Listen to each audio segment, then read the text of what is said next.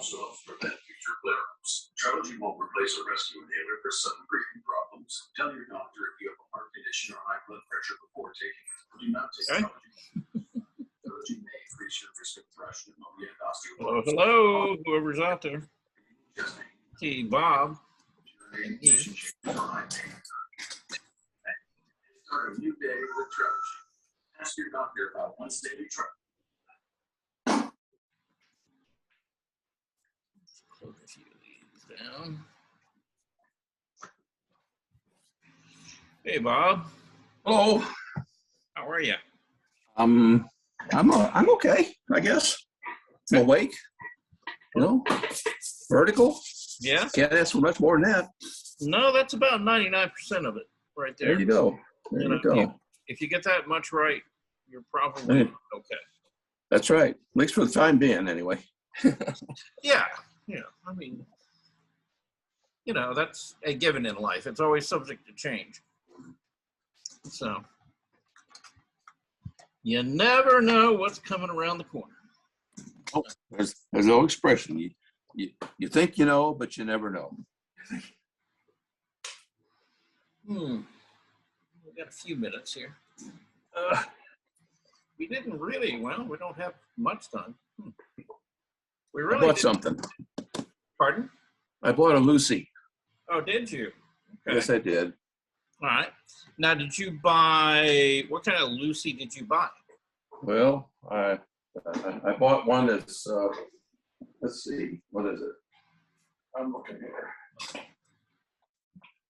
Is it the small prism type Lucy? Yes, the small prism type, yes. Oh, okay. Yeah. Yeah. And I haven't had time to play with it yet, so. Yeah, I've never really actually played with one of those, you know, and they kind of interest me because they're smaller, and you know they would probably be helpful in some situations. Well, what I have got it for is there I have a lot of the pictures that I'm using that are on my tablet, and so basically it's a perfect size to take the tablet size and bring it up just a little bit larger to put on maybe a 9x12 or something like that sheet of paper. So that's kind of what so I do a lot of photographic reference stuff. Well, I'd be interested in hearing back, what your thoughts are about that when you. The only thing is that it's awfully hard to see the pencil that you're working with while you're looking at the image, and it all depends upon the light that's available. So. Well, and that's the thing here I find you really have to be very careful about how you're setting up your lighting in your studio so that you can use that effectively. And the other thing is as far as finding the pencil, you can see the projected image, and I mean, you kind of got to trust your hand. That's the whole thing about learning how to draw in the first place is you don't really spend most of your time looking at the paper. You spend most of your time looking at the thing you're drawing. Right. But I hope it'll help me with establishing proportional relationships. If you practice doing it that way, then when I go look at a figure and don't have this gadget, maybe I'll be able to interpret that better in my own mind and transfer that to my hand and piece of paper. Right. Yeah. Yeah, and I think that's kind of the case. I mean, a lot of people take the viewpoint that if you're using a lucograph of any sort, any kind of projection system, then you're cheating. What I will tell you about that is that is not true, in the sense that you could have a projected image that's not going to help you draw. See, I mean, yes, you can trace an outline, you know, but it's really not going to help you draw. And if you have issues drawing and you don't understand, you know, breaking inside a form or something like that, yeah, still not going to help you a lot. So yeah, you've got to really learn, you know, the basic principles of drawing to use that kind of tool effectively anyway. So Yeah, that's true. yeah. Anyway. And I hope I'm getting to that level slowly but surely. Mm-hmm. Yep. Yeah, we all hope to be improving. You know, that would be the desired direction to move rather than the other. You know, I can't say that about my golf game though. Yeah. Yeah. Well, you know, it's and that's the thing, you know, it's like as you get a little bit older, I don't know, you know, maybe I'm just getting, you know, a little more humility in life, you know, than I had before. But yeah, I'm finding that I'm, you know, a lot of things that I thought I used to be able to do really well. Yeah, probably not so good anymore. So, you know, so yeah, you gotta kind of like, okay. Anyway, how's everybody doing? Good. Not too bad, a little warm. Okay, it is. It's a bit of a warm day today. Yes. Welcome to. It actually is kind of feeling like summer. Yes. In Atlanta. It is summer. Yeah, I mean, who could have possibly guessed, right? That it would be warm in Atlanta, Georgia on what is today, like July the 28th or something like that? 29th. 9th. Yeah, we're almost into August. The year has gone by so quickly. Anyway, so just want to give a shout out, say hi to June and Bernice and Veronica and Hello. Hello. Yeah, you guys have been so quiet, you know. Yeah. Yeah, Bob was talking about he got himself a new toy to play with. It's called a Lucograph or a Lucy. And the type he got was the old style that they used to use back during the Renaissance, which is really just a kind of a glass prism, and you look through it, you know, and you see the image, but the image is actually projected down onto your paper. The thing is, you really got to have the light right, you know, in your studio to really make that work effectively. But we were talking about the pros and cons of it, and the fact that even though you have a tool like that, it's not going to substitute your need to know how to draw, because if you want to really use the tool well, you have to know something about drawing. Is that a demonstration he's doing now? It looks like it. Oh yeah. Well, I was looking at Charles there and looking at him on my piece of paper there. Oh, okay. Yeah. And I'm seeing a reflection of myself here for some reason or other. Okay. So got to figure that one out. Yeah. Something's not quite right about the light then. Yeah. Anyway, all right. So we're here to talk about people's artwork that they send in. Guess what? Didn't get a whole lot of artwork. I got maybe like 4 pieces from you guys, 5 pieces, 6. You remember you told me about someone named Proco Gestures? Yeah. Right. Mm-hmm. Right. Yeah, Proco. Well, I looked at it, Mm-hmm. and then I realized, okay, I can't do that yet. So then I would try to do the line drawing. And I said, okay, I can't do that yet. So I'm all the way back to divide the body into 8 parts. Okay. So now when you say you can't do that, what does that mean? That means that I don't know the proportions of the body well enough to do, you know what I mean? I need to understand. Well, I understand it, but I don't really know it well. You know, it's not really a part of me yet, the proportions of the body. And I say I gotta know how to do that before I can start doing gestures, a line drawing. Well, and here's what I'll tell you about that, okay? Which is none of that is true. What? None of that is true. Okay. Okay, now listen very carefully. Okay. purpose of doing gesture drawings is so that you build up a connection between your hand, your eye, and your brain. And you naturally, you know, looking at a model, a live model or drawing from life, you're going to begin to see the proportional relationships before, you know, through that. And, you know, don't worry about it. You know, when you first start off, you're probably going to make some, you know, drawings that don't look so great, right? And they're 1-2 minute drawings, and that's fine.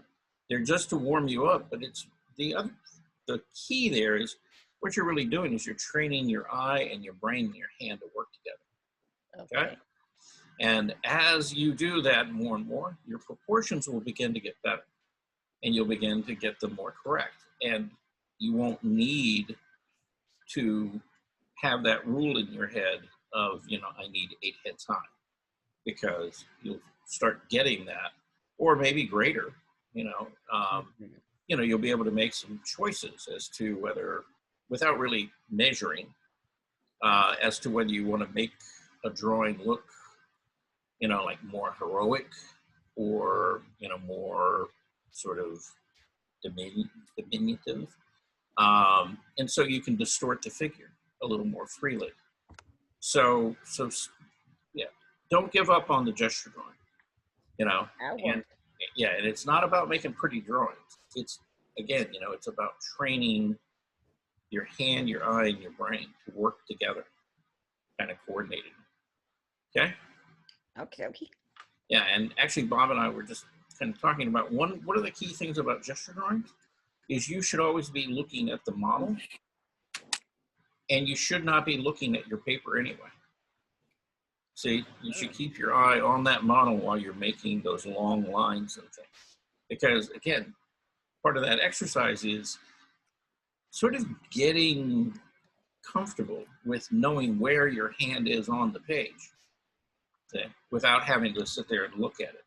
And make sure that you're putting it in the right spot all the time. It's kind of like you get used to operating in that territory there, you know, and then it just begins to kind of happen automatically. It's magic. I promise. Okay.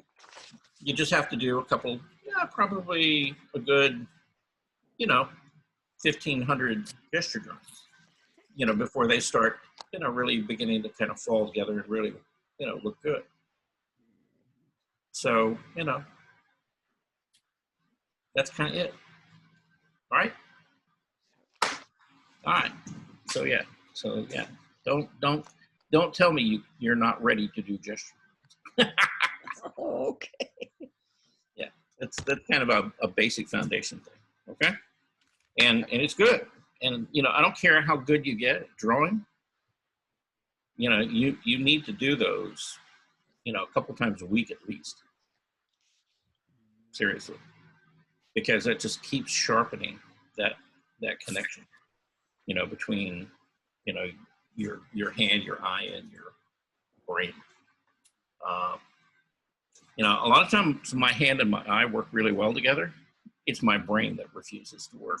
So, you know, but I'm going to blame that one on getting older too. So anyway, we're going to look at some of the work, and since that's not really going to fill up like a huge amount of time, you know, in this class, I got a video that I thought was pretty interesting. And John, in particular, I think you'll be interested in this because you do watercolor. Okay.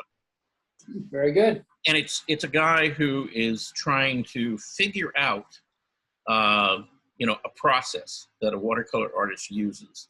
And, you know, as far as his materials and his technique and his approach. And it's interesting to watch. So, you know, we'll check that out. Okay. So before we get there, though, I'm going to jump in. And I got a question to ask. Did everybody get the email I sent? Yes. Yes. Okay. Already started thinking about it. Okay, good. Oh, Good. yeah. Yeah, all right. But yeah, the two things I wanted to accomplish was I wanted to make sure to get everybody the links. Very unstable meeting. I'm sorry, what? Jean? I think you said something about stability. Yeah. The connection. Yeah, maybe her connection is not good. I don't know. I did that too. I just ignore it. Okay. Yeah, I get that little notice every once in a while. That's the Yeah, same. we just got to keep charging on here. All right. So okay. So everybody got the new. Well, they're not new. They're same links as I'd sent out before, but some people were having trouble finding those, and so I resent the email. Please. When did you send it? About 2 hours ago, maybe. Oh, I did not get it. You didn't. Okay. No. Well, look around. I mean, you were on that list. Yeah. Let me look at my spam. Okay. Yeah, I may have ended up in your spam folder.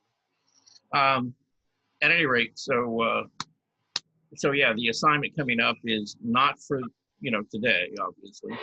Next week, we're gonna, basically everybody's gonna do kind of a portrait of themselves, and again, I gave you a lot of different options for how to approach that.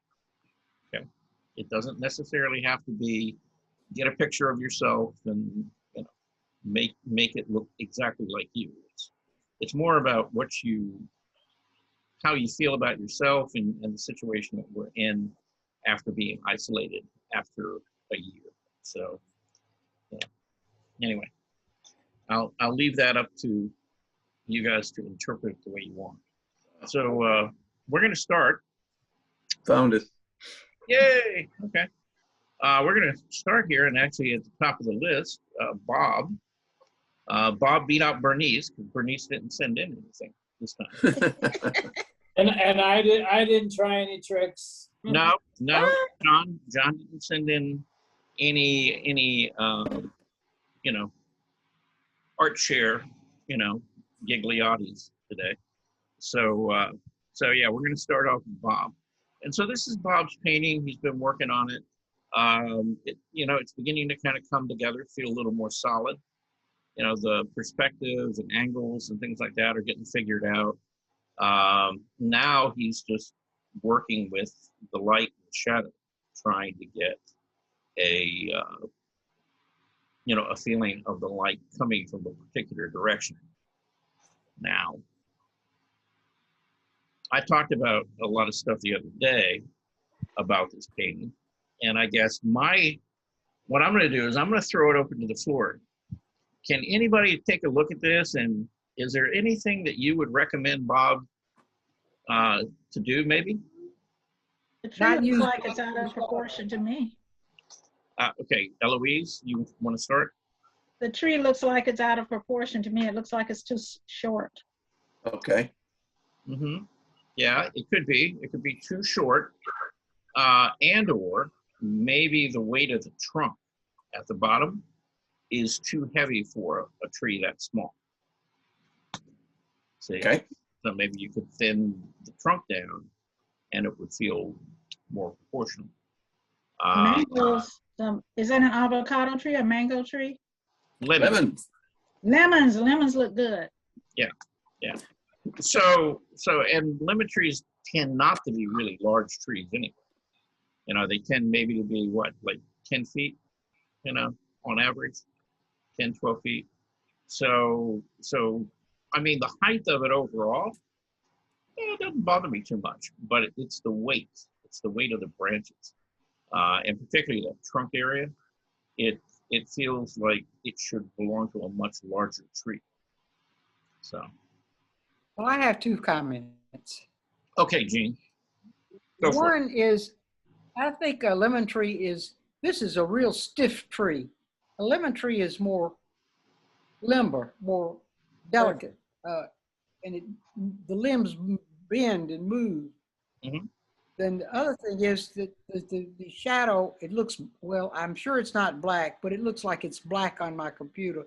The shadow of the lady and the tree going down the blue floor. Okay, onto the ground. Surface. Yeah. Okay. All right. I have a comment. All right. It looks flat. The ground doesn't seem to go backward to the building. Mm-hmm.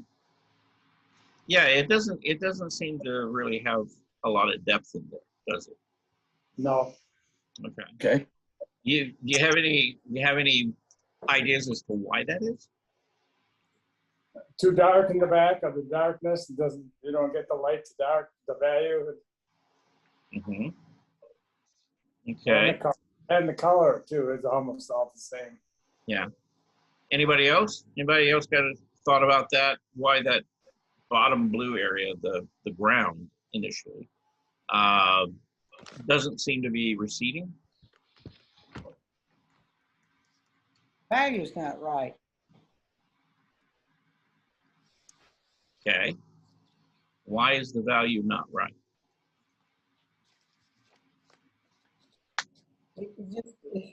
It's just it's streaky. It's white and black, or at least it appears light and dark. Mm-hmm. Yeah.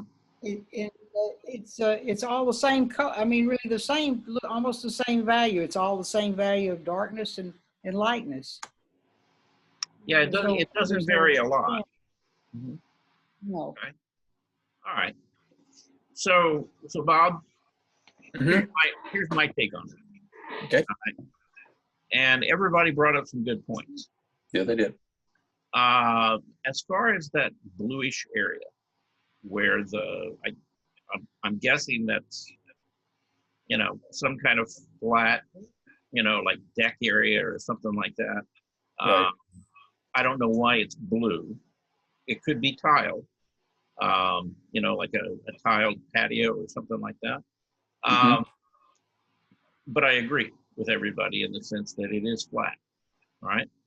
And right. the reason for that is if you look at that violet that's over to the left-hand side of her at the very top.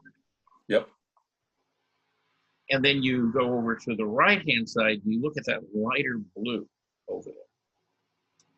Both of those color mixtures are really pretty intense color. Okay, they're not grayed down very much. Oh, and then okay. when you come to the foreground, you know that you were trying to put in some sense of shadow in kind of the middle ground and maybe into the foreground. The problem though is that your shadow gets very muted. And so it's almost reversed, right?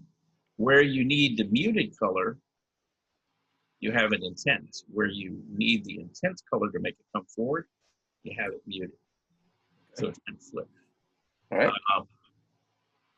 As far as the overall value of it,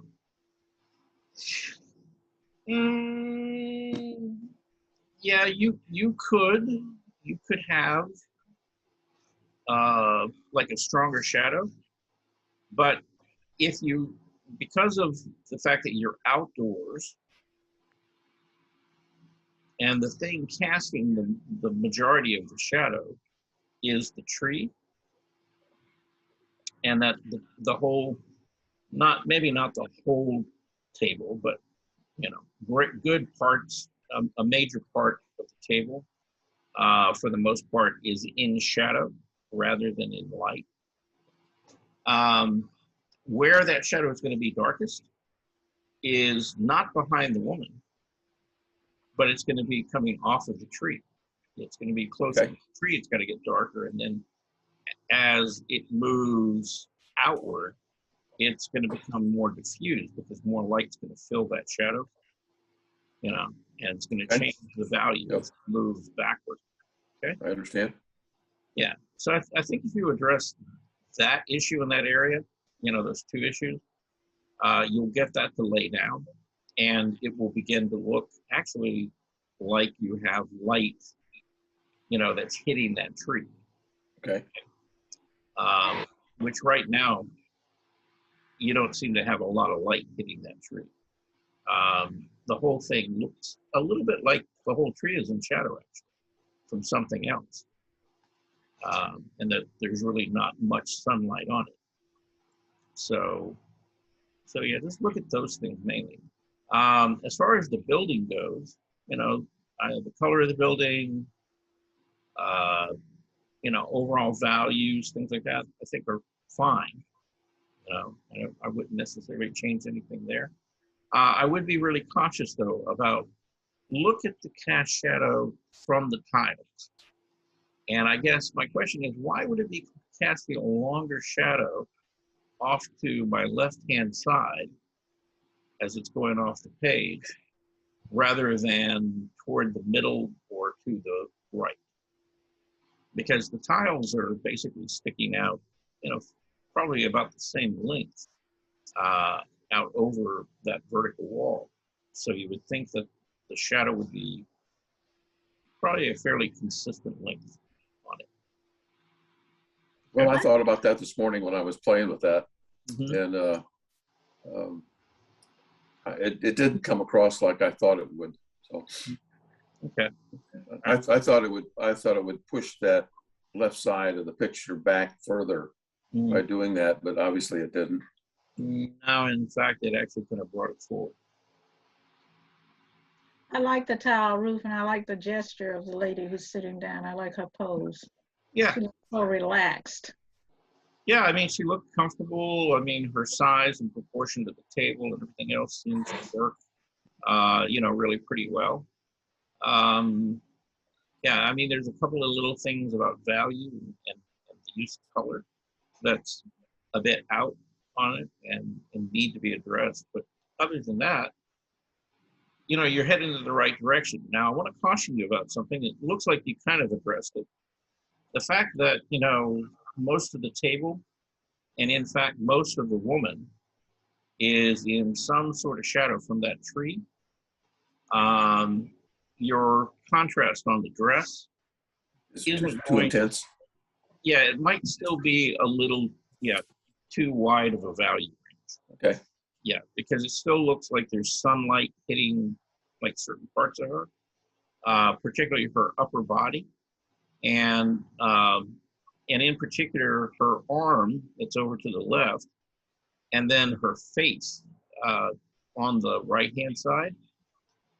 And because of where you got the light placed on the face, it looks like the light is coming in from the right, you know, but not from the front, but really from the right. Mm-hmm. Yeah, and you need to get probably a little more light on this cheek and this, you know, it's like because of where the light's coming from and the direction the shadows are being cast, you would expect to see more of that face, you know, the front plane in light.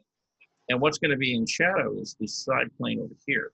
And it is, I mean, it's, you know, but you brought that shadow all the way across to the nose. And it needs a value change in there because there's going to be more light hitting that forehead and that face. I'm having a devil of a time with her face. I mean, I have changed it so many times. Yeah. The poor lady had so much plastic surgery that spent a fortune at the doctor's office. Yeah. Now this is not a very large painting, though, right? This is 20 by 24. Is it? Okay. So I'm guessing that her face is smaller than your thumb. Yeah. Okay. Yeah. Put a sun hat on her and hide her face. Well, yeah. That is a solution, okay? And that is not a bad solution, okay? But what I would tell you about, okay, any kind of face that's like your thumb or smaller, basically don't paint any features on it. Okay. Don't worry about eyes. Paint the eye sockets. You know. Yeah, well, that's all they are. They're just no. You've got two very dark points in there where you're trying to put the actual eye. Okay. All right. Yeah. And I mean, really, you know, you just kind of need the idea that it gets darker under there. And, you know, maybe there's a slight value change, but those eyes are really overstated. Okay.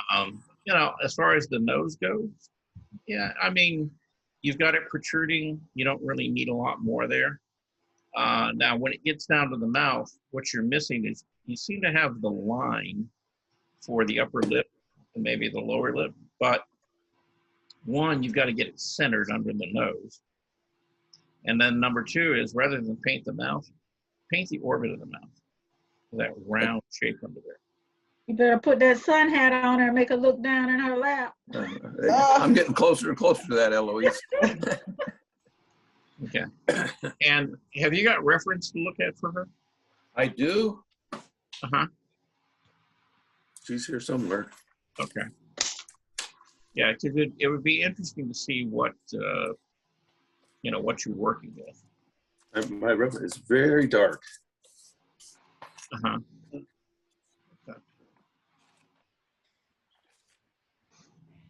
Any of those, but I just had it. Okay. Well, Well, if you come across it a little bit later, just let me know. We'll take a look real quick, okay? All right, so I'm going to skip on down to June. Ms. Wang? Yes, I'm here. Okay, now, tell me about this. Is this a pepper or is it a... This is a pepper. It's Okay. Yeah, so I plant the pepper. Okay. I got Yeah, one. I wasn't sure Pick up whether... one. Yeah, I wasn't sure whether it was going to be a bean or a pepper, but it was, But, okay. Yeah, I can see that. So it's kind of like a little chili pepper, right? Yes. Ah, one of those hot little devils. Okay. All right. So I have a question for you. Okay. Did the pepper have kind of flat sides on it? Because you've got this really strong line in here. And I'm kind of wondering, what does that serve right there? What are you trying to say to us here with that? This Or I is that put the this shadow? paper. I put this paper in the sunshine. Oh, okay. So I all of don't this, know how to do it. I just okay. did like So- that. Yeah, so all of this is shadow, and Yes. all of this is the pepper. Oh, okay. All right. Yeah, because for a long while, I was reading this as part of the pepper, but okay, no. No, not I see. color paper. It's It's shadow, not, suppose. it's not laying flat on the paper, and the sun's coming Yeah. from, or the light's coming from the upper right corner, and so you see a little gap in there Yes. under the pepper. Okay. All right. Yeah, well, that works. Okay. Yeah. I mean, like I said, it's, the problem isn't your drawing, the problem is my brain. And how I'm kind of interpreting that. But okay. All right. I see it now. Took me a while. All right. But I got it. Okay. So here's one thing that might help. Okay. When you're going to put in these shadows like this, right? Yes. It's a good idea, right? But when you do that, they're going to be quite a bit darker where they make contact with the pepper, like here and here. And then as the pepper is lifted off the paper, this shadow is not going to be as strong. Now, it looks like you've done a little bit of that, but you could have pushed it. Okay. So that this was a fair amount lighter and this was a fair amount darker. And then it probably would have told you more that the light was kind of filtering in under the pepper and kind of blowing out the shadow in that area. So that's one thing you could have done. The other was the value on the pepper itself. You got a lot of highlights and things really kind of running right down the middle of the pepper, right? Yes. But the sun. Suppose it's the sun. I don't know how to do it. If it is the sun, right? Yes. Yeah. And if in fact, because of the way that the shadow is being cast, we know that the sunlight is to the right of the pepper. Okay? Okay. It's not straight up above it. It's slightly off to the right. Otherwise, it wouldn't be casting a shadow here to the left, right? Yes. So so if that's the case, the highlights would probably be more like over here where the shadow is, this really strong dark. That should probably be lighter along this Okay. side. And then it will get darker. You'll get a core shadow kind of where this light is. Like right down through here. And see, that will make that pepper look rounded then. Okay? Okay. All right. So yeah, it's you got the right idea, but you really got to look at those values and Yes. and think about where the light is coming from, and really look and see, okay, where do the highlights really sit? You know, they may be on different parts of the pepper and things, but where are they really, you know, more dominant? You know, is it, if the light's coming from the right, are those highlights more on the right side? Are they in the middle, or are they on the left? If it's coming in from the right side, I can tell you it's about 99.9% that the highlights are not going to be on the left side of that pepper. Okay, they're going to be more on the right. Is that Okay. all right? So does that make sense to you? I think it's supposed to the lights to come from the left. Well, if the light was coming from the left, then it wouldn't be throwing a shadow to the left. Okay. See? Yeah, I mean, that shadow couldn't be cast that direction. And I realize the pepper's not straight, you know, it's curved, right? Yes. Yes. You know, and this part's making contact with the ground. This part's making contact with the ground of the paper. And this part is curved and elevated, right? So if that's the case, and then the shadow is being cast off to the left, the sun's got to be over on this side, you know, which means that this side's going to be catching more light than this side. Okay. Okay. It's got to. You know, at least I try to redo it. Yeah, at least in the universe that I live in. Okay. It kind of does that. All right. Okay. Thank you. All right.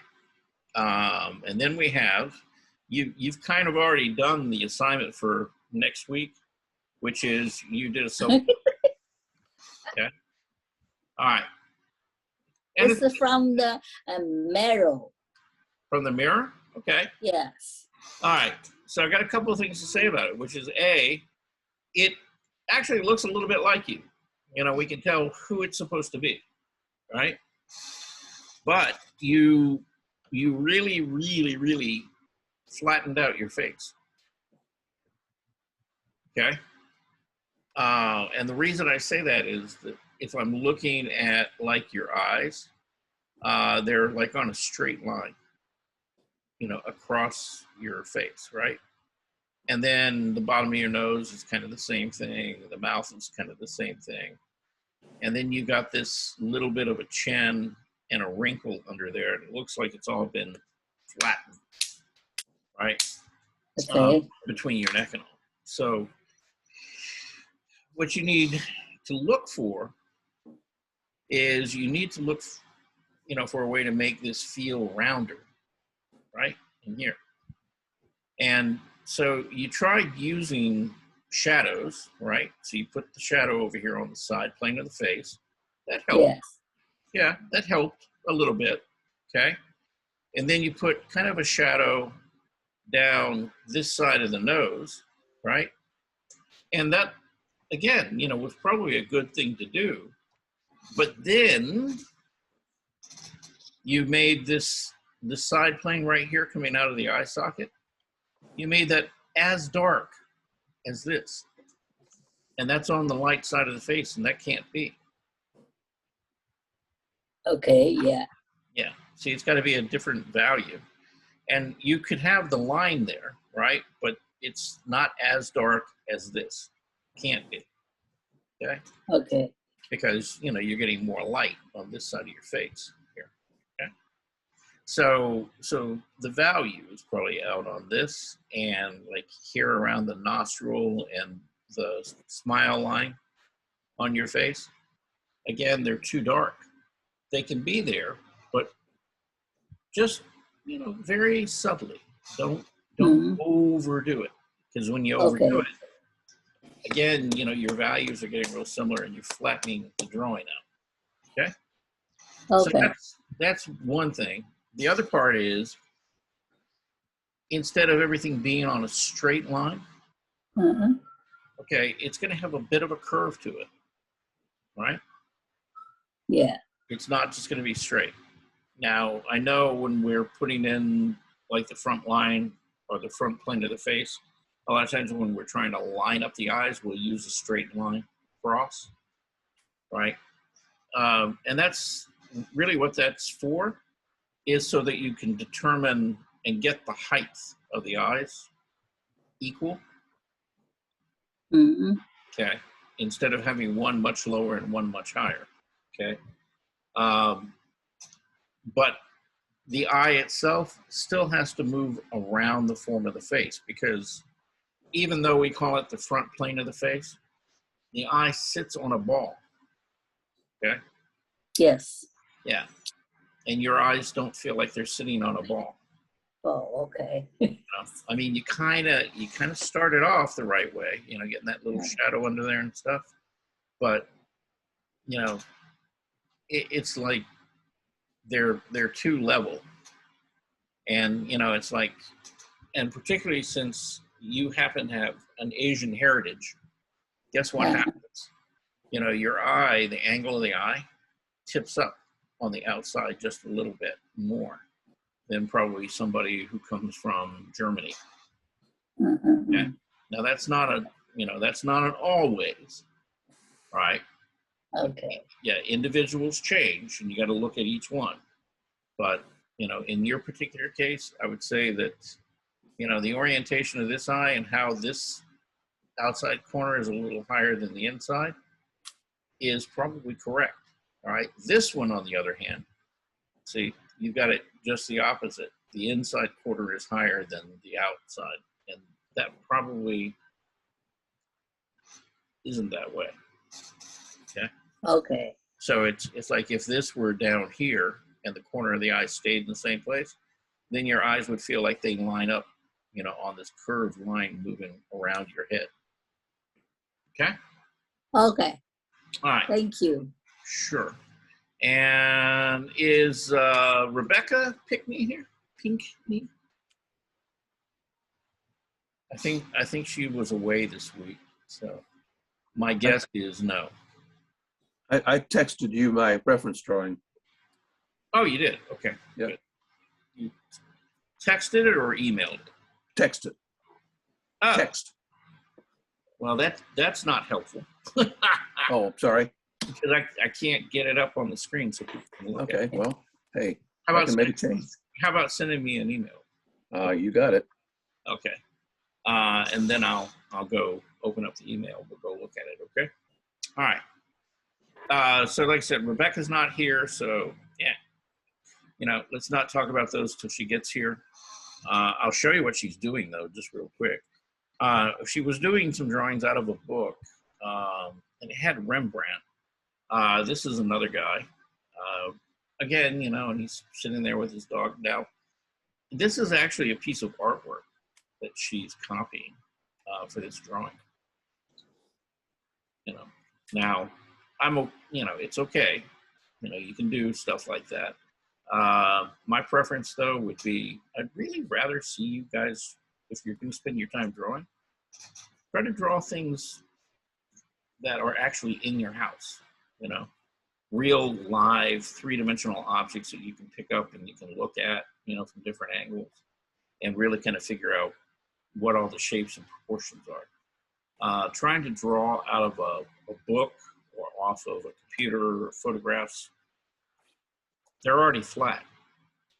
And one of the big struggles that most of you have is trying to make your drawing feel like they have a three-dimensional sense to them. And the only way you're really going to do that, or be able to get that kind of information and really find out the things you need to find out to begin to make something look like it's got weight and volume, is by drawing from life.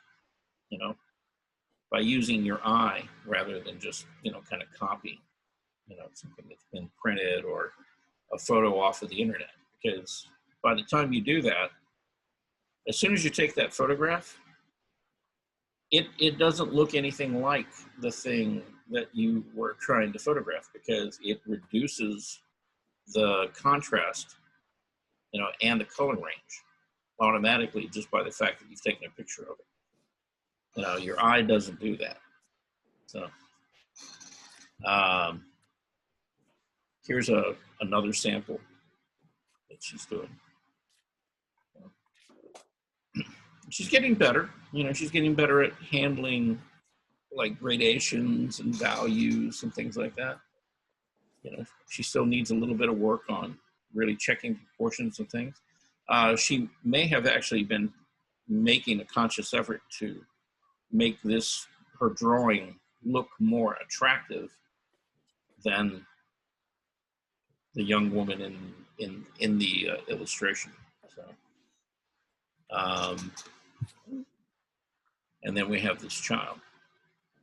So, and again, you know, it's just, you know, values and trying to get your values correct. So, but, you know, she kind of did it. You know, it kind of feels like the eyes kind of go around a little bit, but she could have probably pushed that a lot more. She definitely didn't get the angle of this eye correct. Look at how Bernice, or wait a minute, no, it wasn't Bernice. No, June. Right. Yeah. Don't accuse me. Okay. But you see how the eyes move in a curve, and so does the bottom of the nose, and so does the mouth. June? Yes. Yeah. Do you see that? Yes. Okay. See. And that's what I was saying. You've got to push those curves more. Okay. Yes. Yeah, to make it feel like it's moving around that head. Mm-hmm. Otherwise, it kind of gets flat. Okay? Okay. All right.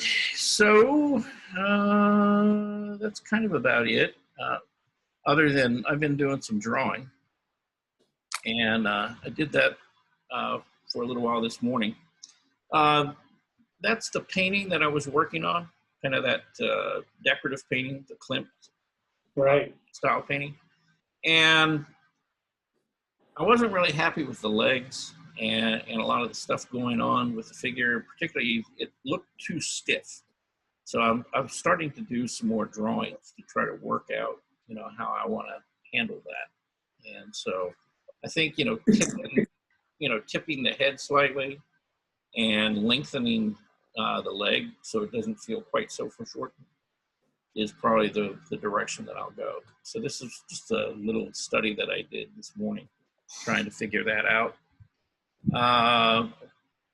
Went and found an old photo of me from maybe like 6 years ago, you know, and I miss my long hair. So, you know, but yeah, I look a little like a gypsy there, but that's okay. But yeah, that was kind of a fun little drawing to do. And then I did a pen line drawing. Again, you know, just kind of breaking it down into values. As you can tell, you know, staying at home, isolating has not helped my, you know, my ability to stay out of the refrigerator. So. Oh, it's been rough on all of us. Yeah, yeah. Just get a larger silhouette. That's all. That's all. Yes. Now, I'm definitely taking up more volume in the world these days. So. Well, the good thing is that you know you're awake and talking to us. Oh yeah. That's the good thing. Yeah. Now, did someone take a picture of you and then you drew yourself from the picture? I did draw from the photograph, but what I did, you know, one of the magics of this afternoon I can't talk. The magic of having technology is that on this device right here, which is called an iPhone 8, if you go into photos and you open up your photos and you look up at the very top, it has a little setting that's actually like a clock or a timer. And if you just touch that, you can set it up so that it will wait like 10 seconds and then take a photo of it, or 3 seconds. And from what I understand, you can program it so that if Here you go. There you are. yeah, Okay. all right. Yeah, We lost you after iPhone 8. Yeah. 6, you were saying. 8. I think it was 8. 8, Yeah. Okay. my you know, the little hotspot that they gave me at the Benson Center decided to run out of power right in the middle of our class. Oh, Shame on it. right. So I had to switch to my home internet. So we did that. Anyway, yes. So, you know, I have this thing called an iPhone 8. Okay. Okay. You guys probably have iPhone 10s and 11s and 14s and 99s and whatever. But if you open up the photo app, right up here at the very top, there's like a little timer. And if you push that, it gives you 2 pre-selected settings, one for 3 seconds and one for 10 seconds. So you can set that up, put your iPhone down on something, right? Okay. And then push the button, walk away, you know, go to where you're going to go to. And then it has like a timer. It will count off like 10 seconds. And at 10 seconds, it takes the photo, right? Okay. So that's one thing, okay? The other thing is that, you know, here at the bottom where it says like photo, portrait, video, slow-mo, yada, yada, yada. If you go way over to the left, it has time lapse. Okay? Okay. And if you set that up and then you push the red button, it will take a photo like every second, right? And it will put it together almost like a small video, but it's like these old-timey movies where, you know, like Charlie Chaplin waddles, because you're getting like just little segments of it. Anyway, you can keep that running, you can take a bunch of poses, and then when you're playing it back, you can stop it anywhere along the way and save different poses. Okay. You know, so there's a couple different ways of doing it. That way you can get the reference for, you know, that you need of you, okay? Now, if you have somebody around who is willing and has the time to take a photo of you, that's great too, all right? But yeah, that's what I did this morning is I just put it on, you know, on the timer. Yeah, and then went and stood there with my coffee cup and had it take a picture of me. Okay. Okay. So that's how I solved that problem. All right. Now I can make up a big story like, oh yeah, you know, I know what I look like. I just drew it out of my head. Nah, I won't do that. So I'm not that good yet.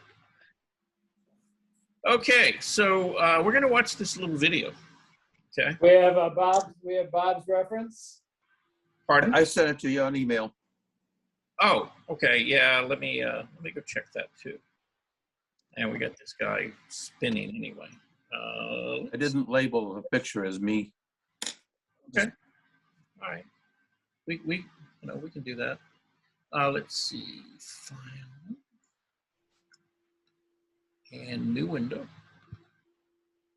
And then let's go to our mail, Fulton County mail. And let's go see what we got in the inbox.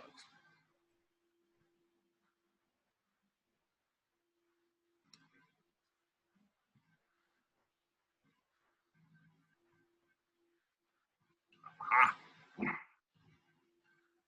Wow, we got a bunch of people. Well, Jackie tried to join, or maybe she's here. I don't know. You know, she's been trying to get in. All right, let's see. This is Bob's. Aha. Okay, we see her. All right, so let's keep that open. And then I'll go look at it. She's got a very pretty Italian girl. Mm-hmm. She's got quite the tattoo on her arm, though. She does. I left that off. Okay. You know, that makes her a lot, you know, kind of interesting. You know, definitely an under 30. You know, that seems to be kind of norm for them. Oh, and then Bernice has sent me like all kind of gesture drawings and stuff. Yay, Bernice. Okay, so look here. Let's download all those and we'll take a look at them real quick. Since we're here doing this anyway. She sent like 4 of them.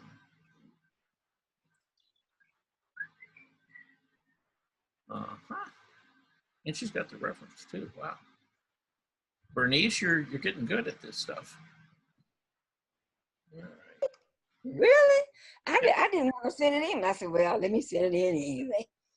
Well, I mean, you know, what I say when I'm saying you're getting good at this stuff, you're getting good at like the technology part of it. You know, getting the figure, Oh, okay. you know, all on the same page, so that we can look at what you were looking at, and it makes more sense that way. Okay. There we go. Now my feelings hurt. I thought you meant I was getting good at gesture drawing. Well, we're gonna talk about that in a second, okay? You know, one step at a time, dear. One step at a time. That's right. That's right. Okay. I'm getting there. I'm getting there. Let me open those up. All right.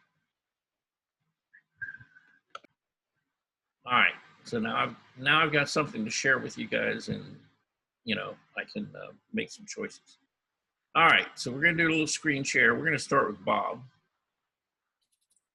and open that up, and then. So this is the reference that Bob's working from with the, you know, Italian woman in the white dress. And, okay. And it's a nice pose. It looks very relaxed. You know, one of the big differences is that the table is up against the wall in this, you know, photo. And he's moved it further out, you know, into the courtyard, right? But let's see. I want to look at your painting while I'm doing this as well. Could be helpful, right?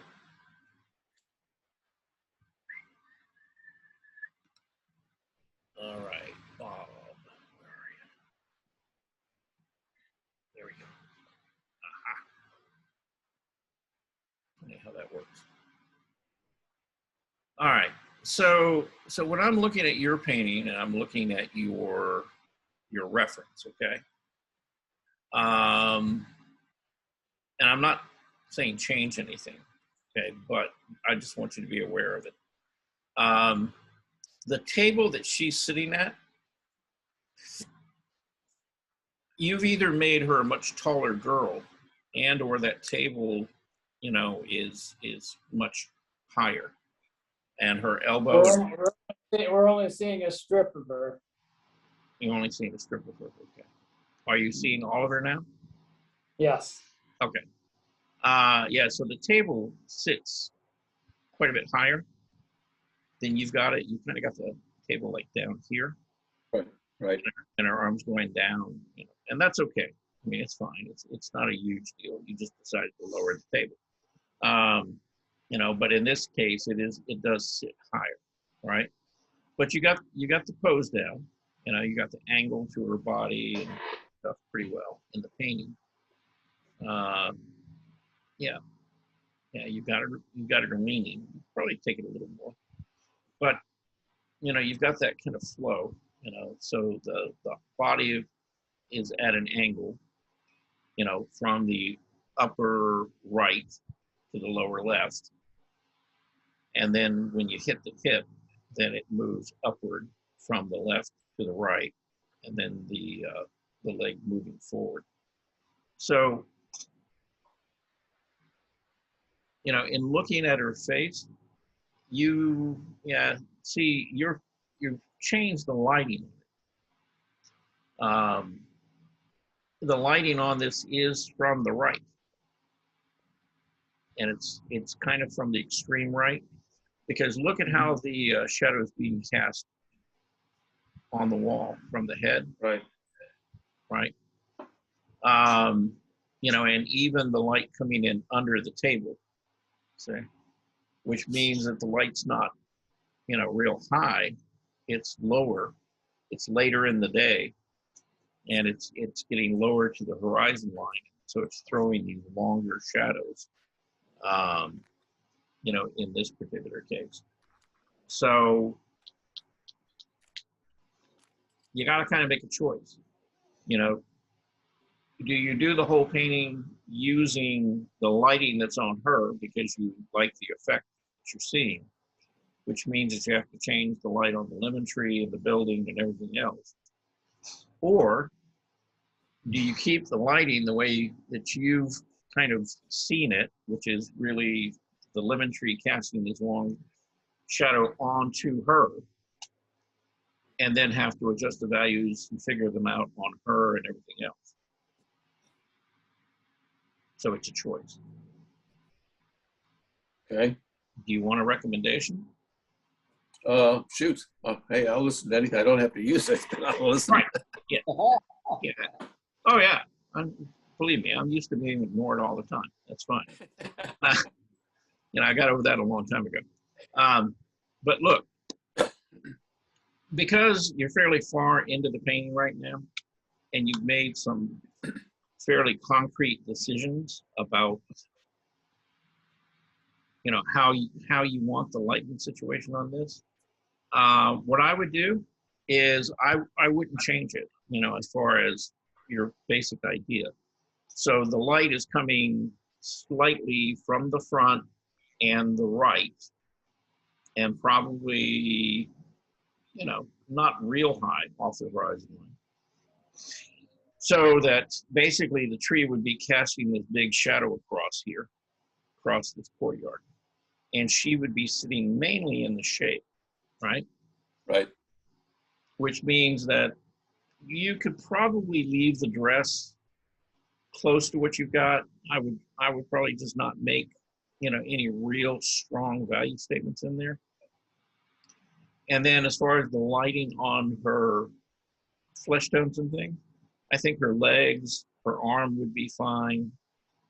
She could probably use a little more light on her chest. Okay. His hand and arm are fine. And then I would just take out the highlights, you know, on this face, and just make it kind of, you know, overall kind of the same value, and simplify things. Where you would see a change in value is on this side plane of the face. It would be equal to whatever like the outside of that arm would be, or the underside of that arm. So, because it's gonna, the side plane's gonna be in shadow. But I wouldn't put any bright highlights or anything on the face itself. Okay.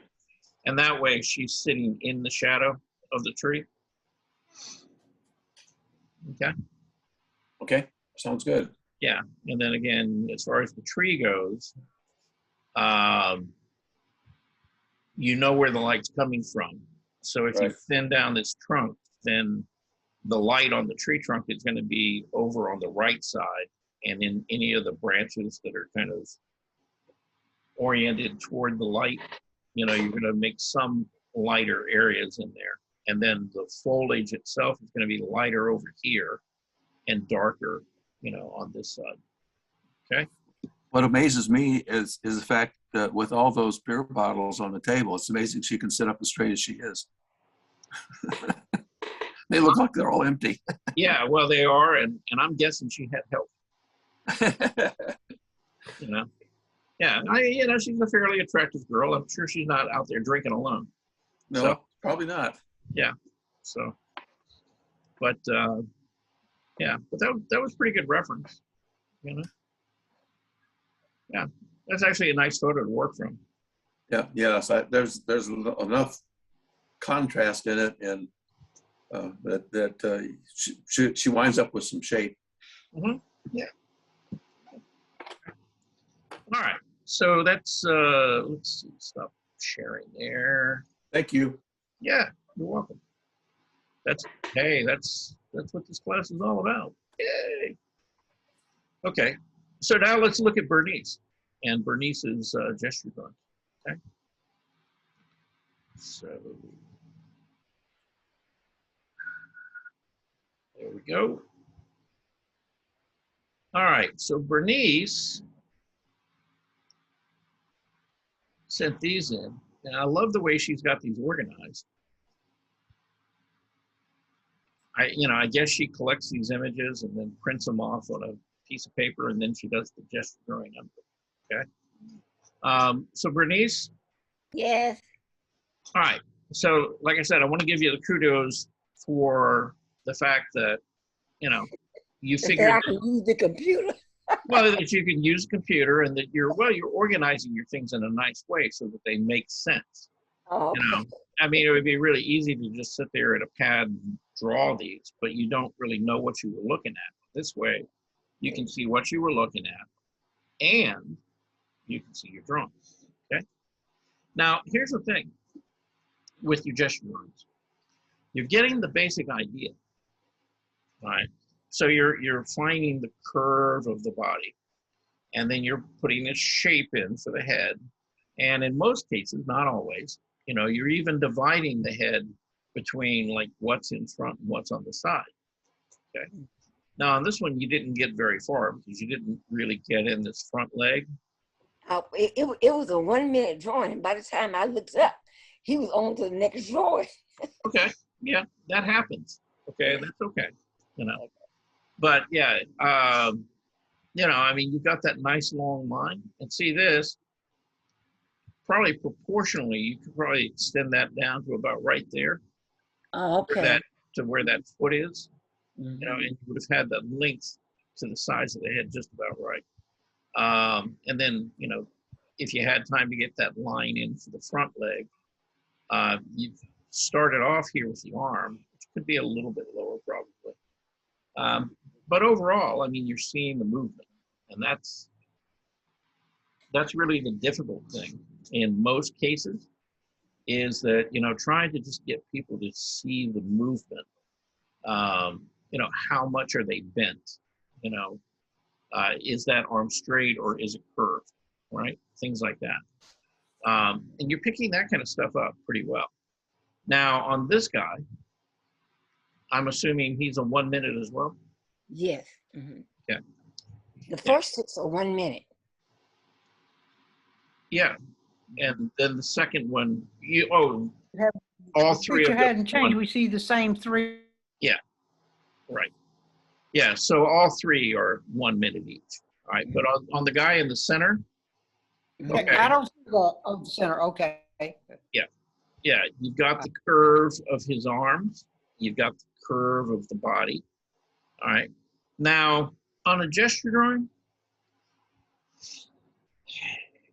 if you're going to put in like an edge, right? Like where the boundary of the body is, okay? Okay. You want to try to get what we call the most active side of the body. Mm-hmm. And that's not always on one side. It can switch, right? Like, for example, if I were trying to do a gesture drawing of that in a minute, there's like 4 things I want to get in. Okay, and the first one is from this hand to this hand, right? And it's kind of a curved shape, right? The second thing is I want to get the long line of the body. So I want to, up here at the top of the head, it's this curved line, right down to the knee. And then I would just go ahead and go straight, almost straight back, and then down for the foot. What do you mean, up straight back where? Along the lower part of the leg. Okay. Yeah. And instead of stopping like right here, mm-hmm. I would have continued that line back and all the way down to the toe. Okay. Because the thing about, putting that long line in there, what that serves as is that gives you sort of some rules about, okay, my figure is going to be this tall, right? Mm-hmm. And then if you had time to break it into, what's half, you know, or break it into 7.5 heads or whatever. You can do that. You know, on a gesture drawing, you don't normally have it, right?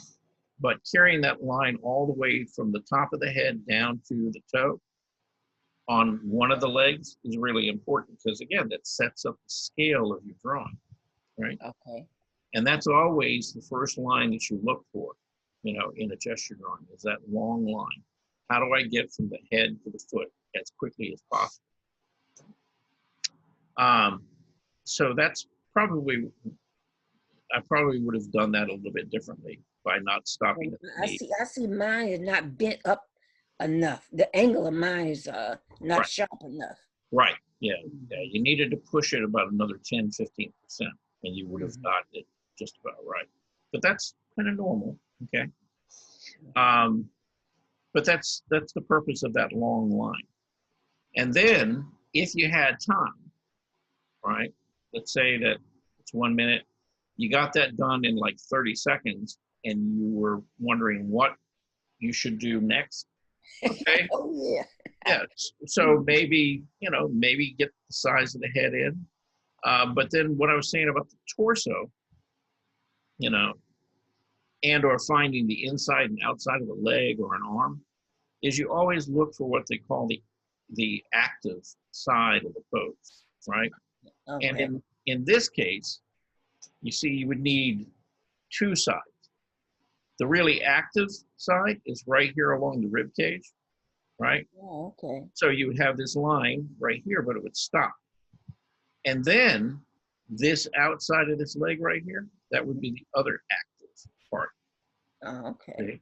And so that gets, you know, kind of that motion right there and then down, you know, to the ankle. So I should have been drawing lines rather than trying to draw the shape, huh? Well, you're finding where the shape is, but you're finding, again, where sort of the tension and the action is in the pose. Okay. Okay. And those are more important than the passive side of either the torso or the arm. And so if you're only having like a minute or say 2 minutes, you know, for a drawing, and you can't get it all in, just get the stuff that's really important. You know, where, like, from the top of the head down to the toe, your longest line, and then after that, what's active and what's passive. Okay, but active is more important because if you don't have a line there, it's assumed that it's passive. So, oh, okay. By default, right? And, you know, kind of the same thing with her, right? So, you know, and see, this is kind of the funny thing. They've got this line, you know, that long line, and you see they take it right down to her crotch, right? And my question is, why stop there? That doesn't really help you a lot, right? What I would have done is I would have started, you know, maybe here at the pit of the neck or even at the top of the head. And I would have seen that as a big curve that goes like right through the crotch and right out to this foot. Oh, okay. Okay. And again, what that does is that tells me where the top of her head is, where the bottom of her foot is, right? Yeah, so you know where everything is with that one line.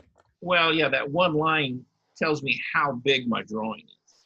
Okay. And what the major movement of the figure is. See, so it does two things all at once.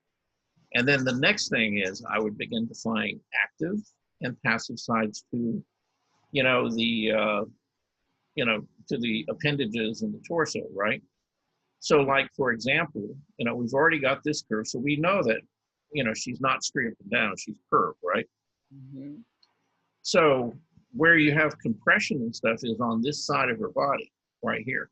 So I might get that line in right there, right? And then I might get this inside line to the leg in, right? Okay. The underside of the arm and maybe this inside part of the arm. See, so it's two lines. Say the bottom and then, you know, the right side of that arm right there to the hand. And then on this, I would probably use that inside line all the way out to the thumb. Okay. And those are say the 5 lines that I would put down, just, you know, to get the idea of what the figure's doing. Okay. So now these are 1 minute, and, you know, same idea. Okay. You know, and here, see, they started up here at the head, and they went all the way through the body to just about where the bottom of the foot is. Same thing here, right? So you get that long line. And that really... That one too big, it ran off the paper. Uh-huh, yeah. Well, you know, in fact, you stop your line, like right here, but then you put the hips and everything else a little too low. Oh, okay. Oh, that's what, okay. Yeah, see, it would have been higher up, kind of in here, and smaller. So the hips are right here, you know, you've got the line for your shoulders up here. Yeah, that's what I mean by I need to know those proportions. You know, where the head is and how much further down the waist is and the navel and all that, and the crouch and all that. Yeah, but again, in doing gesture drawings, that's what you're working on, is you know, practicing finding where those things are. Okay. See, without having to measure.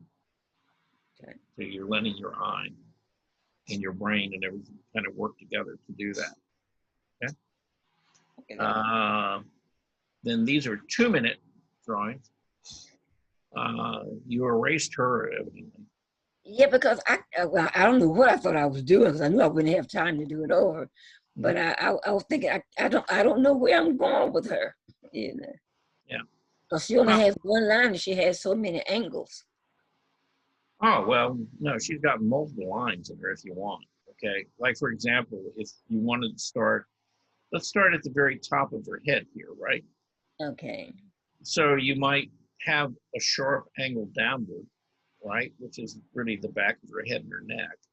Okay. And then to the point right here. And then, see, then there's that curved line all the way down to the bottom of the foot. Okay? Okay. So that's that long line. So we've included her head, and we've got her feet. And then after that, then it's like, okay, so what's happening with this leg? What's happening with the arm? See, it doesn't keep going straight down. See, it comes down and then upward to the finger, right? And then the same thing for this, right? Again, you know, it's just a little movement out here on the back side of it that tells you that her arm is bent on the other side. Okay? Okay. You know, this drawing, okay, again, you know, you've got that long line from the top of the head all the way through to the foot. Then the next thing is, you know, find the fingertip and go all the way down that arm, you know, until it bends and comes back to the hip there. Okay. Okay. And then if you have time to put in that little back part of the leg, that's great. If you don't, you know, you still got the main movement of the pose. Same thing here. You got that long curve. And see how exaggerated that is? He's leaning way to the right as he's making this movement. See, because all of the action and power in his body is right here in his hip as he's thrusting it out in that direction. And then his arm, you can barely see, but it kind of comes up to an elbow. And then it's bent and it goes back behind his head. Okay. And then this arm, you don't really see the shoulder because his torso is turned. And so the shoulder's hiding back behind his chest, and then it goes right out to the fingertip. So there's ways that you can organize these drawings and break them down where they, you know, they should make sense, right? You know, let's talk about this girl right here. Okay. Yes, I drew only one line on. Yeah, but you know, and you basically drew what they had, and you see where I disagree with that is start at the head, that can curve, but go all the way down to the bottom of that heel right there. Right. Kind of like down the back of the leg. And don't worry about the little lumps and bumps and insides and outs. Just, you know, get it down there. It's like, okay, so the bottom of the foot is here. And then the next thing I would have found would be, you know, the line for this leg. moving forward, right? Mm-hmm. And then if I had more time, I would find the shoulder and get, the angle of that arm, because it's actually curved a little bit. Right. The arm, it's not really straight. And then, then I might, if I had time, put in a shape for the head and make sure that, when I did that, that I put in, and I broke it into two planes, the front plane of the face and the side plane of the face. Okay. Okay. So, and that's kind of how I would treat that. Okay. Well, the main thing I got out of what you said is my lines are too short. I need to go from the top of the head to the bottom of the toe. Right. Yeah. And then fill the other lines in. Right. Yeah. If you have time. Yeah. But yeah, get that big movement, from very top to bottom, because again, what that does is it establishes how big you're going to make your drawing. Okay. And now your drawing is going to fit on the page, and you're not going to keep adding on, to the leg, and the shoe, and everything else, and come off the bottom of the paper. Okay. Okay. Got it. All right. Got some of it, let me say. Okay. All right. All right. So on that happy note, let's see. We've still, anybody feel like watching that video, or we had enough for the day? It's 20 after. I'd like to watch the video. Yeah, let's do that. Okay. All right. How long is it? I think it's about 20 minutes. Okay. Yeah, it's not real long. Let's see. Let me check it out. It's still sitting. Well, it's 27 minutes. All right. Well, we'll try it. Okay. It seems to be spinning for whatever reason, but let's see what it does. All right. Move that back in. Okay. There. Many artists agree that watercolor is one of the most difficult mediums to paint with, and anyone that uses this medium would have to agree that no one mastered it like Steve Hanks. This episode of Artists I Love features the amazing work and life of the late, great Steve Hanks.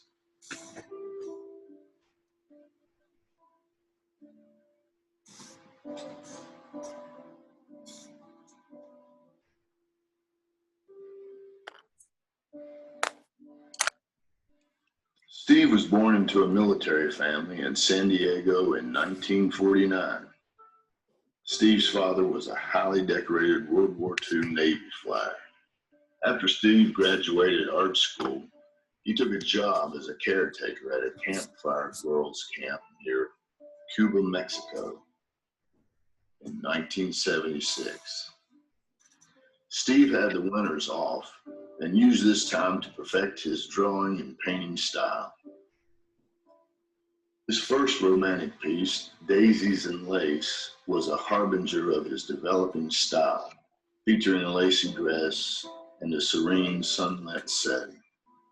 This also marked an exit from his previous cynical caricature-like mocking of people. Steve found his style and labeled it emotional realism.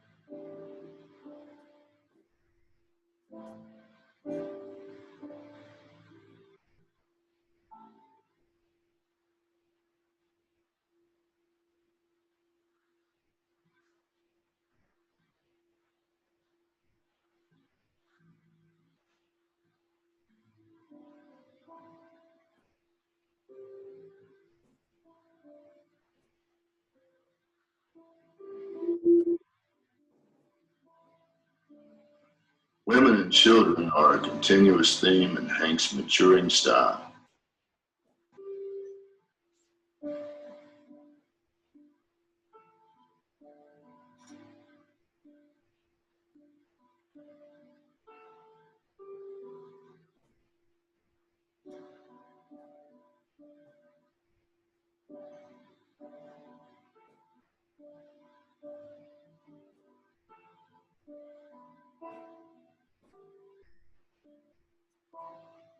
His highly collected nudes, not seen here, are some of the finest figurative work ever put to paper.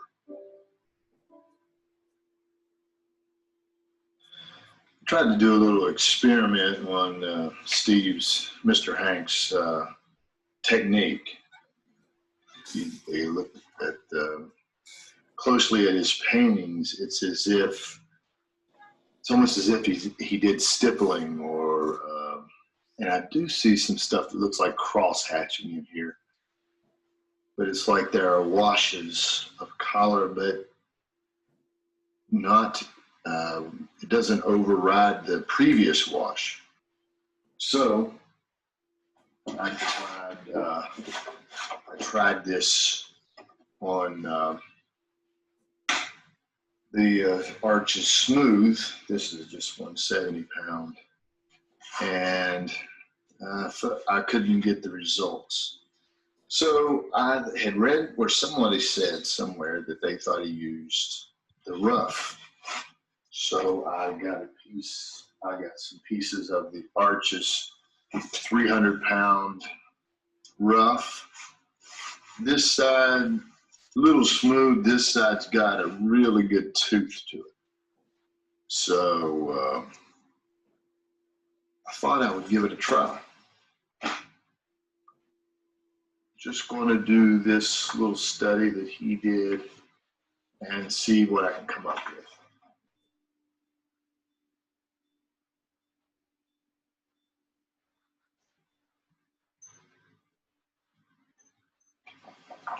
Now, this in this particular scene, she is backlit, so her skin tones are muted.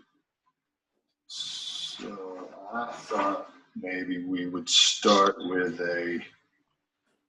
we'll just cool it down by using a cool wash.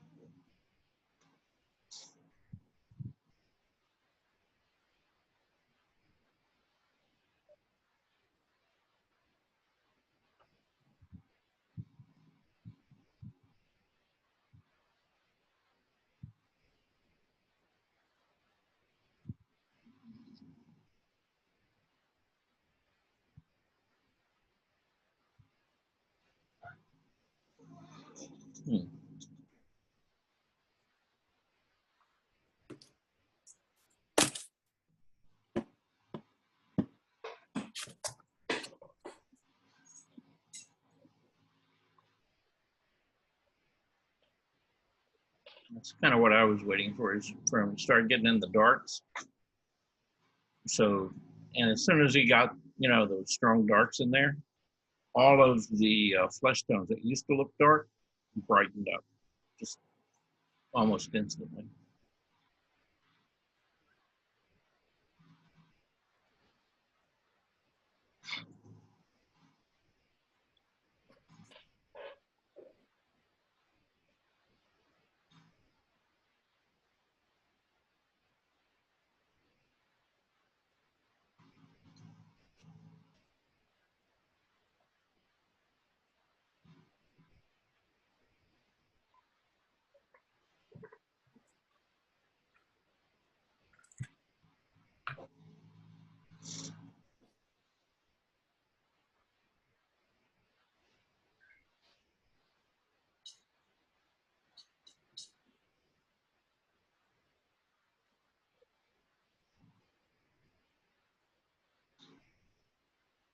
Okay, so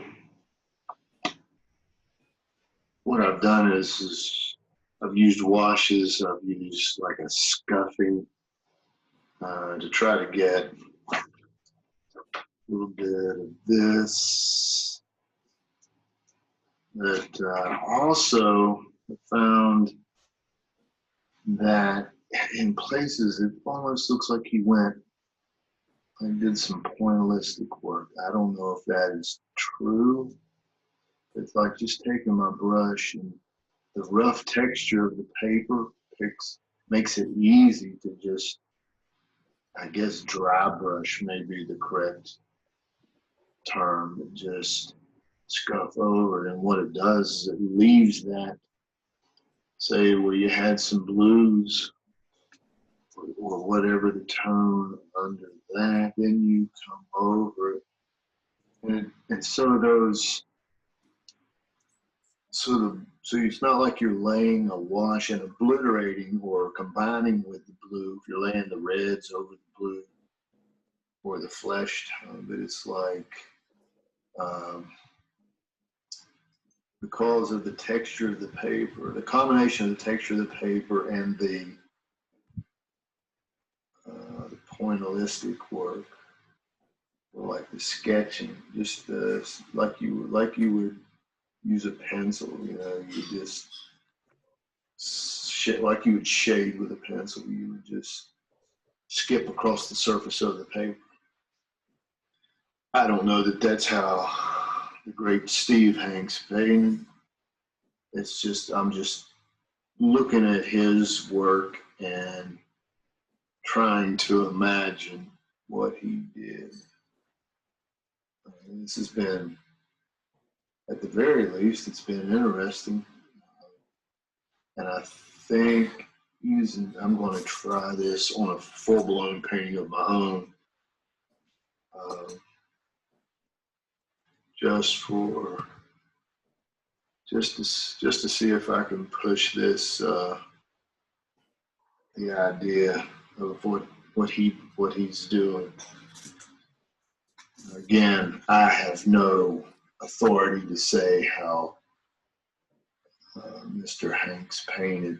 I'm just looking at his painting and trying to decipher what he has done, how he gets this, because the beauty of it again is how he looks like he uses washes at times, which is what I did. I washed the face, and then it's like there's this pointillistic up in the forehead on the painting. It's almost like he used some cross hatching too, whether that's just the way it looks, whether it's but it's like he came across the forehead like this, and you know, just to add building up tone and form, and like this, just pulling it off, come back in. Don't know if this is, again, I don't know if this is what he did, just trying to see if I can come up with similar results. Anyhow, I'll work on a little bit more and show you the final results. Okay, didn't put a lot of effort into this, but I think maybe I could see some possibilities of how Mr. Hanks used the rough texture and maybe a little bit of cross hatching and stippling,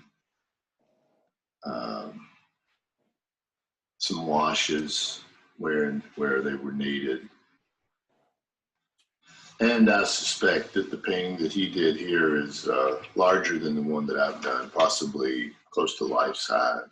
Maybe, I don't know that, which would cause which would make the stippling effect, the tooth of the paper look a lot smaller.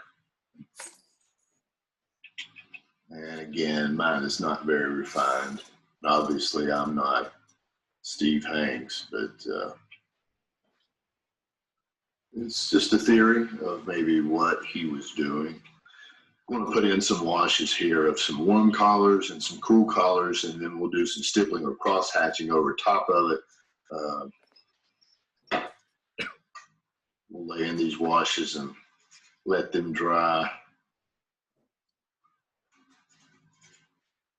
Just to give an example, this is alizarin crimson on the brush. Red in, there's something else mixed with red in there, I'm not sure. There's alizarin over this mixture here. Adding cad yellow and cad red. Alizarin over. Ultramarine on the brush.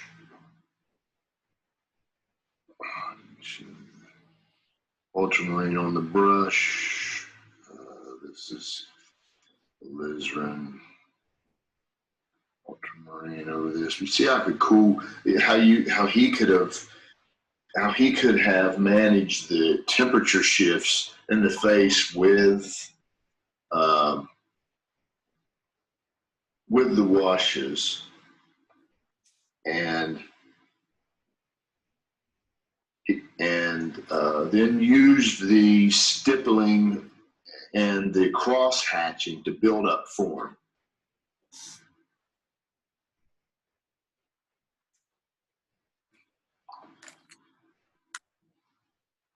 Cad red light.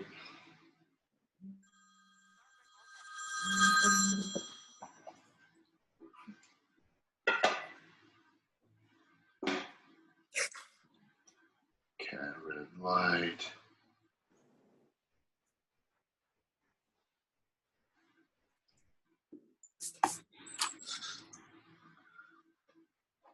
But you know, you can see where you could use the wash and then use some stippling where necessary, use some cross hatching of different colors, and again, different temperatures in the face. I think it's a possibility that's what he did. I don't know that. But anyhow, I hope you enjoyed my attempt while doing this video on Steve's technique. I was listening to some interviews he was doing, and he started talking about the different surfaces that he was experimenting with. And this is he talked about using a clay board. This is called I happen to have one.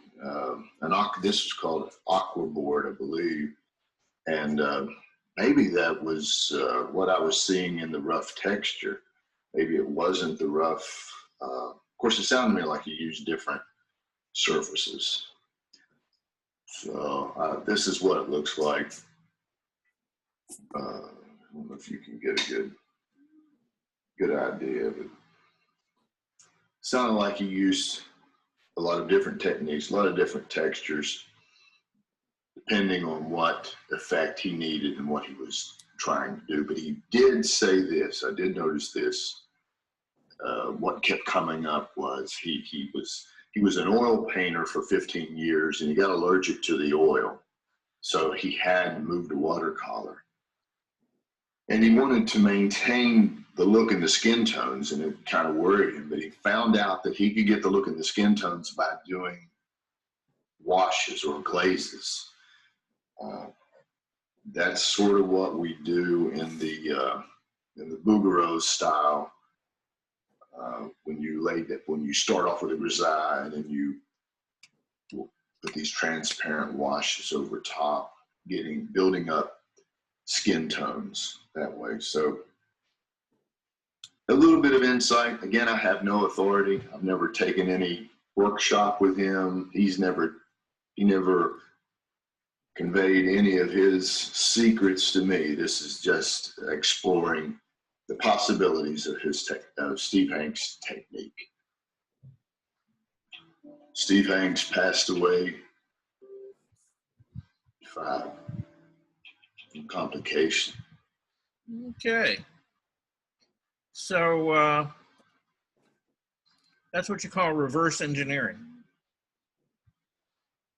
You know, you basically, you know, you've got a piece of work and you're trying to figure out what kind of materials, what kind of techniques, an artist was using to get the effects that he was. And that, that's a pretty common practice. So, it's something that if you guys wanted to try sometime, if, you wanted to try to copy an old master's painting or something like that, or somebody's work that you really admire, maybe try it, maybe even try it in the media that you are comfortable using, even though it's an oil painting or something like that, see what you can do in watercolor or acrylics or whatever media you choose to do. So that would be my recommendation. Okay. Anybody got any thoughts on that video? Interesting. Okay.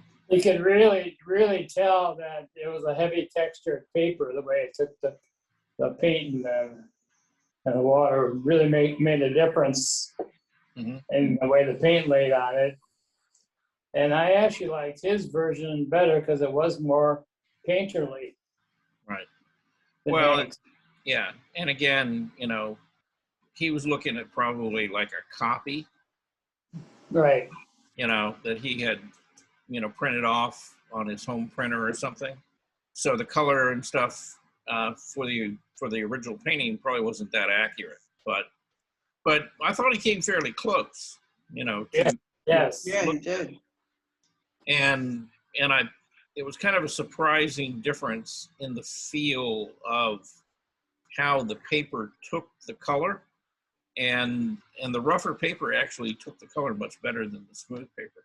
Yes. I was kind of surprised by that, actually. So, and it did. It gave it kind of a nice graininess. Now, he mentioned the fact that these paintings were probably done much larger than what he was working, and I would probably agree with him on that. Because I have a friend here in Roswell, and she's a watercolor artist, Mary. I'm trying to think of her last name, but she does a lot of floral and garden type scenes, birds, things out of nature. And, she'll sell the prints, and these will be like little, 10-inch by 10-inch prints. But the original is about 40 some odd inches wide by about 40. And then, everything gets reduced. So even though when you look at the original, they're very loose and very painterly, what she sells as a final product are the prints, and those look almost photographic. So, and she's made a living doing that for 50 years now. So, but so yeah, watercolor is an interesting medium. It's not my thing necessarily, but I do, I like to work in it every once in a while. But you can do some lovely stuff with it. And I've seen people do very tight stuff. And when they've done really tight stuff, it only comes out looking tight because, again, they do it much larger. And then they reduce it. And, you're seeing it as a print. When you look at the originals, yeah, they don't do the same thing. So, is anybody familiar with Andrew Wyatt's work? Somebody? Oh, yeah. Oh, yes. Yeah. Yeah. A lot of the techniques that he was trying there, the dry brush, stuff like that, that's Wyatt's general mode of working. And in fact, they had a huge show down at the High Museum, probably about 7 or 8 years ago, of Andrew Wyatt's watercolors. Now, he wasn't really known for his watercolors. He's known for his egg temperature. But this whole show was nothing but his drawings and watercolors. And it was amazing. And some of the sizes of these watercolors was really, really surprising. Because, we're talking, good 60-inch, pieces. Oh, wow. Yeah, these are like big, big pieces. And you know, they were beautiful pieces of artwork, but it's like you had all this white paper, you know, with this very dry brushed looking texture and stuff for the ground. And you could see how he had layered color for, you know, trying to build up the stone textures and things in some of the buildings, you know. Yeah, it was pretty instructive, but, you know, he worked at such a big scale, you know, on his watercolors that, you know, by the time they end up in a book, yeah, they look very tight, but the original pieces were really pretty loose.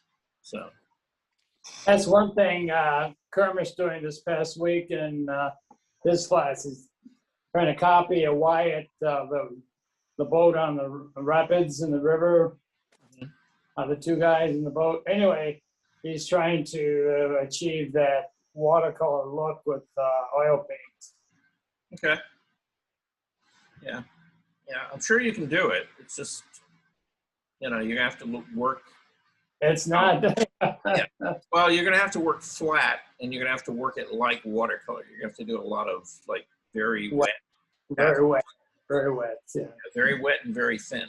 So, yeah, you're not going to get the same effect if you're using oil paint as opaquely and heavily as most people use it. So, right. Yeah, but the same thing's true with acrylic. In fact, you know, when I was working as an illustrator, I had a particular style that I used that looked a lot like watercolor, even though it was acrylic. You know, and my purpose for using acrylic that way was that I could work it really fast, it would dry, and it was permanent, so that I didn't have to worry about if I had to ship it to a printer or something that somebody was going to, you know, spill something on it and ruin it. Mm-hmm. You know, because yeah, if you spill water on a watercolor, you know, you can get like spots and stuff on it. That's not. Yep. Yeah, the client would not be happy with that if a big blotch shows up in the final illustration that, you know, he didn't approve from the very beginning. So anyway, all right. Well, tomorrow in the morning, we got drawing, and I'm going to surprise you. We're going to do probably, we may just work on one long drawing tomorrow. Okay? So, and it's going to incorporate a figure, an architecture, and landscape all in one. Oh. Okay? Can't you create a little still life somewhere too? There may be some flower pots in there somewhere. I hadn't really looked that closely at it. So, okay, but yeah, it's gonna have a little of all the above in it. Okay. So you think we should prepare with large size paper, or rather than smaller? I wouldn't. Yeah, I wouldn't try working too big. I'd probably keep it like no bigger than 18 by 24. Okay. Yeah, because you know, for the time that we have, you know, because you really only have about 2 hours. So, you know, I think, you know, preferably larger than a sketch pad. No, I'd say if you're working like 11 by 14, something like that, 9 by 12, that's probably plenty big enough. Okay.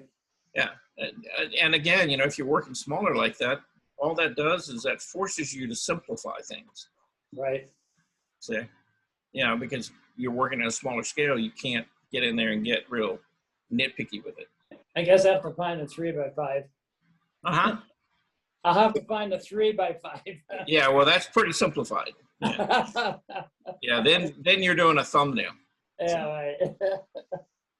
All right. Okay, so that, you know, you kind of know what's going on tomorrow morning. And then, like I said, next Thursday, we're going to look at the portraits and things, okay? Thank you. All right, everybody. Bye-bye. Bye, all. Have a good one. Thank you. See you tomorrow morning. Thank you. Okay.